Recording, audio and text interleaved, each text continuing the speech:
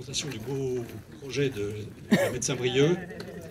L'étape suivante, c'est le grand large. Et le grand large est possible aujourd'hui, accessible grâce à la technologie de l'éolien flottant. Vous voyez ici une maquette d'éolien flottant qui est le modèle conçu par Naval Energy, anciennement des CNS. Vous apercevez un tout petit point noir qui vous donne l'échelle d'une personne. Je vais vous montrer l'échelle réelle de ces éoliennes flottantes. C'est une technologie éprouvée. Elle a été installée pour la première fois en Norvège il y a 8 ans, ensuite en Écosse, et ensuite au Japon, aux États-Unis et au Portugal. C'est une technologie qui fonctionne et qu'on souhaite développer en France parce qu'elle représente un potentiel extrêmement important. On a chiffré à 16 gigawatts, ce qui correspond à la production de 8 réacteurs nucléaires, pour vous donner l'échelle. C'est substantiel, puisqu'en allant au large, on est capable de capter plus d'énergie et surtout d'adresser un espace beaucoup plus important que près des côtes, et où les concurrences d'usage, avec la pêche, avec la navigation notamment, et les paysagers, sont moindres et beaucoup plus faciles à concerter.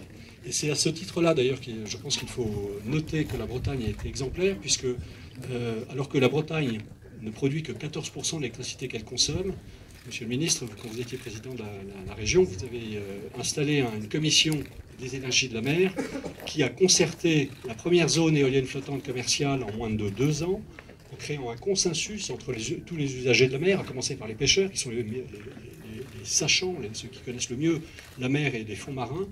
Et ce consensus a permis de faire aboutir une zone qui peut accueillir 1 gigawatt d'éolien flottant, c'est-à-dire 2 fois la capacité du parc de Saint-Brieuc, pour vous donner l'échelle, au sud de Groise. Par rapport à la carte que vous voyez ici, les éoliennes, 4 éoliennes pilotes vont être construites en 2021 ici.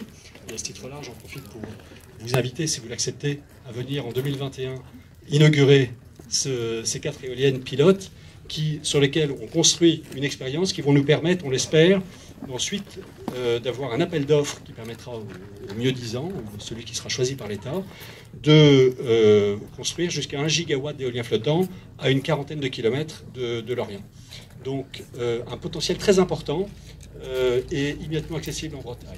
Ce qui me frappe, c'est que c'est un marché mondial. Aujourd'hui, on développe en Écosse, aux États-Unis, en Chine et à Taïwan, des deux côtés du détroit.